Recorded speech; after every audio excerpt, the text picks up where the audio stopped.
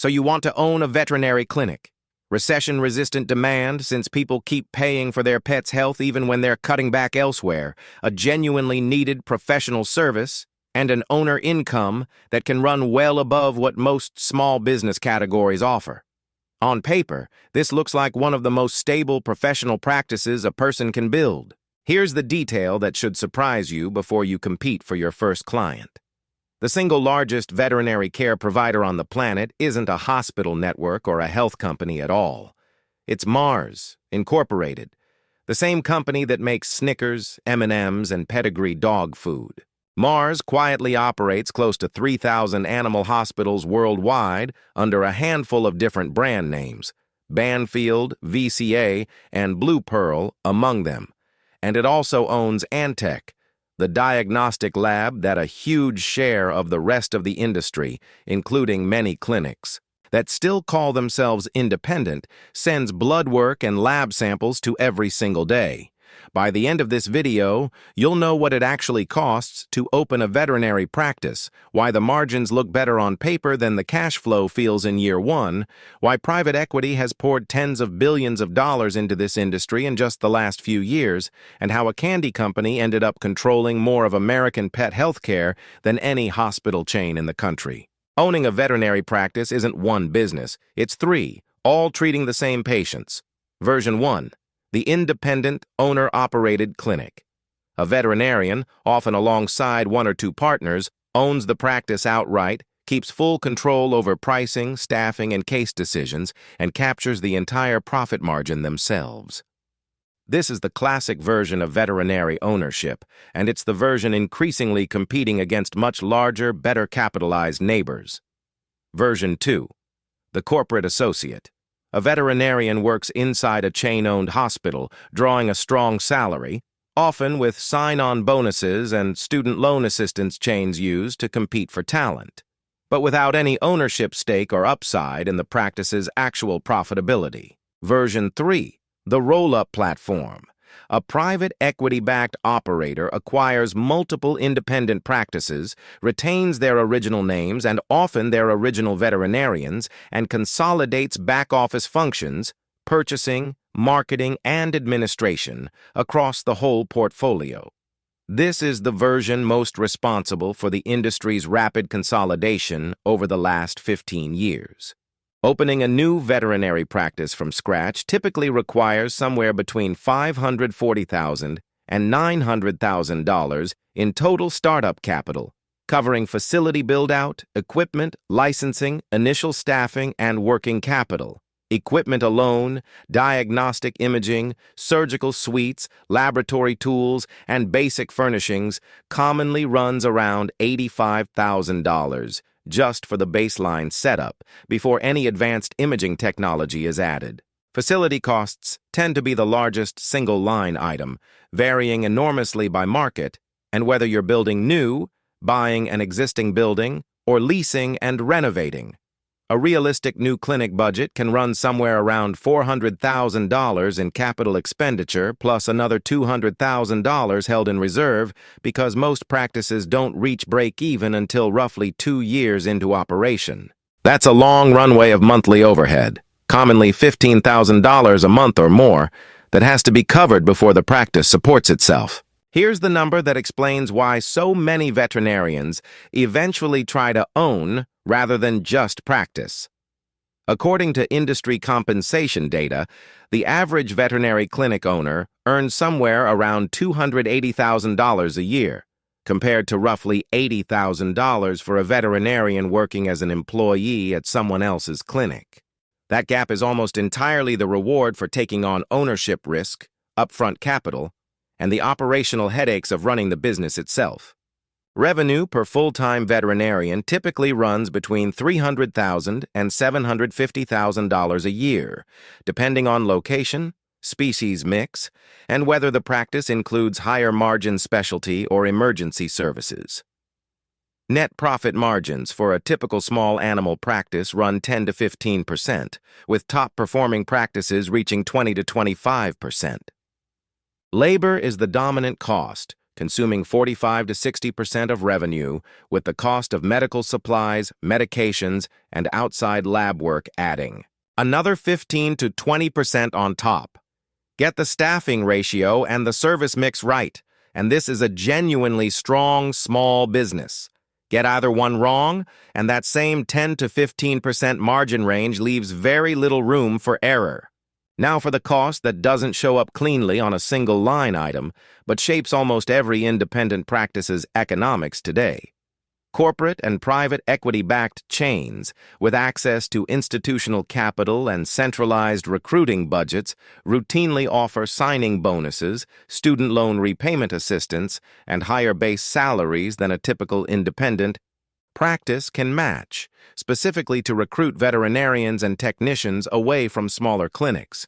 For an independent owner, every associate veterinarian lost to a better-funded competitor down the road means either raising wages beyond what the practice's margin comfortably supports or absorbing the cost of chronic understaffing. At the same time, independent practices increasingly rely on outside diagnostic labs for advanced testing, and a meaningful share of that lab work flows through Antech, the reference laboratory network owned by the same company that owns thousands of competing clinics. An independent practice can be simultaneously competing against a corporate chain for staff and patients while also being a paying customer of that same corporate parent's diagnostic infrastructure. Here's the part of this industry almost no pet owner sitting in a waiting room has ever pieced together. In 2010, fewer than 1 in 10 American veterinary practices were corporately owned. By 2025, that figure had climbed to roughly half. Private equity firms alone poured more than $50 billion into the veterinary sector in a recent multi-year stretch, treating a cash-based, recurring visit medical business as exactly the kind of stable, recession-resistant asset institutional capital has been chasing across healthcare more broadly. Mars began building its position earlier than most, taking a stake in Banfield Pet Hospital in 1994 and buying the chain outright in 2007. It added Blue Pearl, a major emergency and specialty chain, in 2015. Then, in 2017, Mars paid roughly $9.1 billion to take VCA Incorporated private, a single deal that added about 800 additional animal hospitals to its network and, critically, brought Antech, VCA's diagnostic laboratory arm, under Mars's control as well. Mars expanded further into Europe with Anicura in Sweden and Linnaeus in the UK, both in 2018.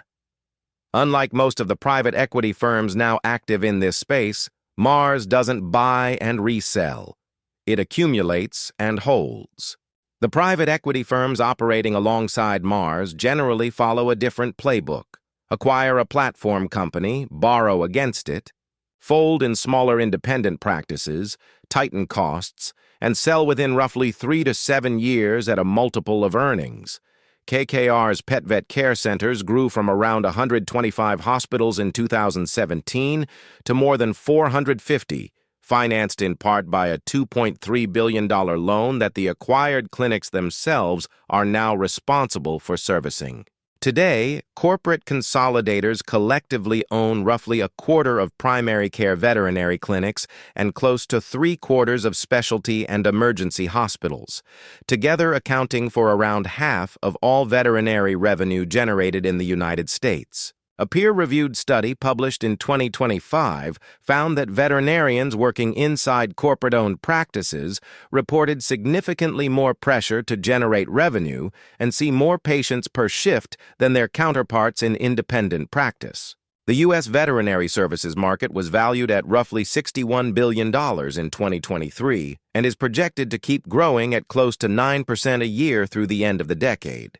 There are approximately 118,000 licensed veterinarians in the country, but only about 30,000 veterinary clinics for them to work in or own, a ratio that helps explain why competition for both talent and acquisition targets has intensified so sharply across the corporate consolidation wave of the last 15 years. Scenario 1. An independent owner builds a lean, well-staffed practice from the start, maintaining a healthy technician-to-veterinarian ratio to maximize billable capacity without burning out the clinical staff. The practice develops its own in-house wellness plan and keeps as much diagnostic work in-house as the equipment budget allows, reducing dependency on outside reference labs. Staff retention stays strong because compensation, while not matching a corporate chain's signing bonuses, comes with genuine autonomy and a stable, well-run environment. At a 20 to 25% margin on healthy per veterinarian revenue, this owner earns a strong income and, despite regular acquisition offers from regional roll-up platforms, has no real financial reason to sell. Scenario 2.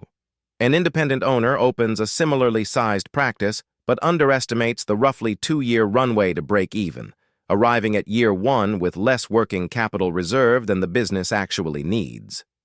A nearby corporate-owned hospital offers the practice's lead associate veterinarian a signing bonus and salary the independent can't match, and staffing gaps force reduced appointment capacity right as loan payments come due. Margins compress toward the lower end of the 10 to 15% range. And years later, facing a widening gap between what a well-capitalized platform can offer for staff and what growth the practice can self-fund, the owner sells to a private equity-backed consolidator at a valuation multiple well below what larger, already scaled practices in the same portfolio would command. So the next time someone describes owning a veterinary clinic as a stable, dependable, professional practice, that's true for the underlying demand.